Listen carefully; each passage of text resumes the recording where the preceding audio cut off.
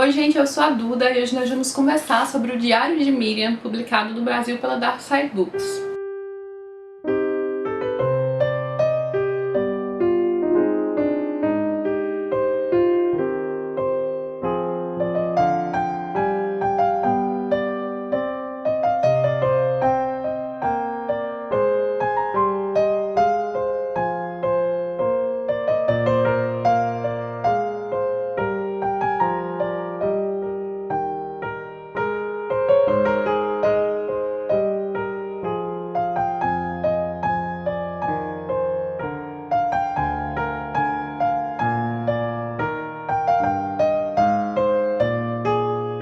Este livro vem constantemente sendo comparado com o Diário de Anne Frank, porque aqui também nós temos a visão de uma menina, uma criança, que vê todos os conflitos da guerra acontecendo ao seu redor, todo o horror da guerra. Aqui no caso a gente tem uma guerra presente até no nosso cotidiano, né? A gente costuma ver nos jornais, viu muito nos jornais, acompanhamos muito sobre a guerra na Síria, vários conflitos, os países envolvidos, a questão dos interesses e grupos.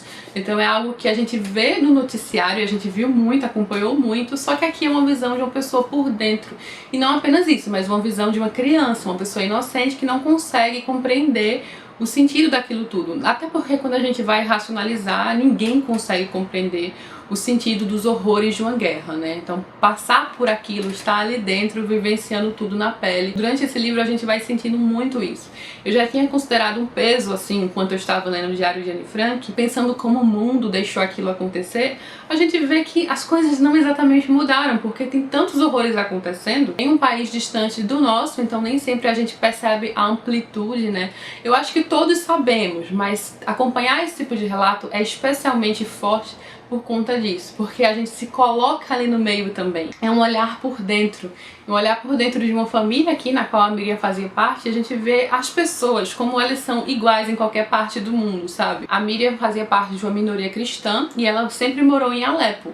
E Alepo era uma cidade lindíssima, é só dar uma pesquisada no Google para ver as fotos do antes e do depois. A cidade está completamente destruída. Ela realmente não lembra mais em nada o que foi antes de todos esses conflitos começarem, porque foi completamente bombardeada. E aqui a Miriam começou a escrever no seu diário quando tinha apenas 6 anos, e era em 2011, logo quando estavam começando ali, né, os primeiros conflitos. Então a gente sim vê um pouco do antes, um pouco da vida da Miriam e sua família, antes do pior começar, né, antes da guerra realmente começar.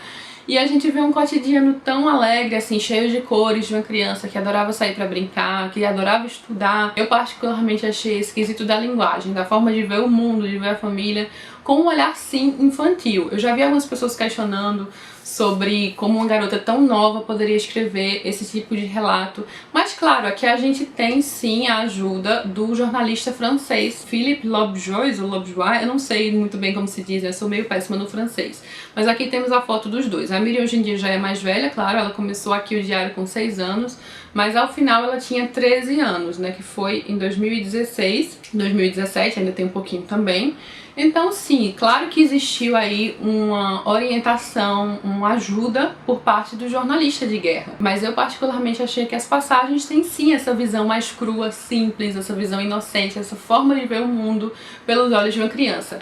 O livro é até rápido de ler, né? Mesmo no meio a todo esse horror e ao peso que a gente carrega enquanto está lendo, algumas partes muito dolorosas por sinal, né? A gente vê o medo constante da Miriam, como ela às vezes vomitava, as bombas sempre caindo. São pessoas que se acostumaram a bombas caindo o tempo inteiro, a tiros por todo lado. O simples fato, por exemplo, de ir para a escola era em meio a tiros, em meio a muito perigo. Algumas escolas eram bombardeadas. Na escola, constantemente, elas precisavam ir para o porão por conta do bombardeio, por conta dos tiros.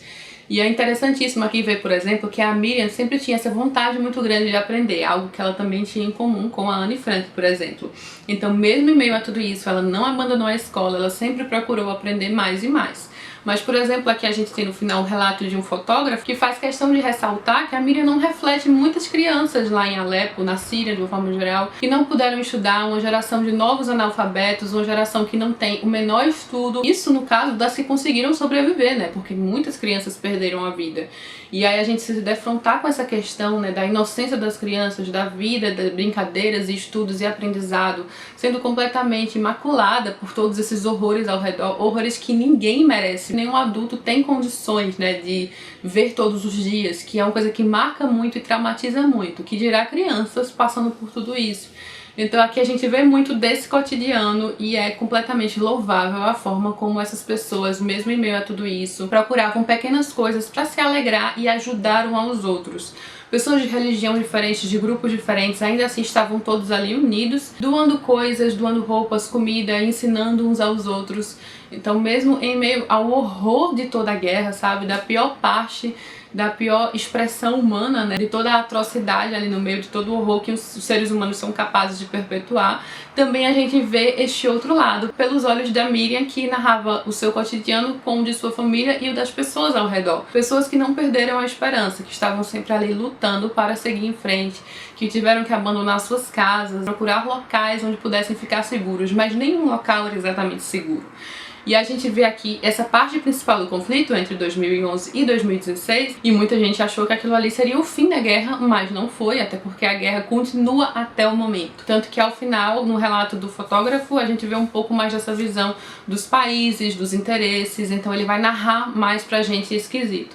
Já que a visão da Miriam é a visão da criança ali no meio, então ela não entra nessa questão da política, do porquê, do que está acontecendo ali com ele, sabe? Pra ela só existem as pessoas más, as pessoas que ela deve temer e as pessoas que ela convive, né, ali, que estão apenas tentando seguir em frente. Então eu acho realmente que é um relato inestimável nesse quesito, é uma visão realmente necessária, nos colocar ali no meio de uma coisa que a gente vê um pouco distante, né, sempre no noticiário, mas ver e enxergar por dentro o cotidiano de pessoas que passaram e não passam por isso, dá toda uma nova visão aos horrores da guerra da Síria, e por ser contado pelos olhos de uma criança, ele se torna recomendado para qualquer idade, porque uma criança consegue dialogar muito bem com a Miriam, ela passa muito dessa fase, sabe? Então eu acho realmente que pode tocar bastante e dar uma concepção de mundo. Em certo sentido, dá até uma nova perspectiva da vida, sabe? Da importância de agradecer pelo que nós temos, da paz mental, da paz de espírito, porque ser colocado numa zona de conflito, numa zona de horrores,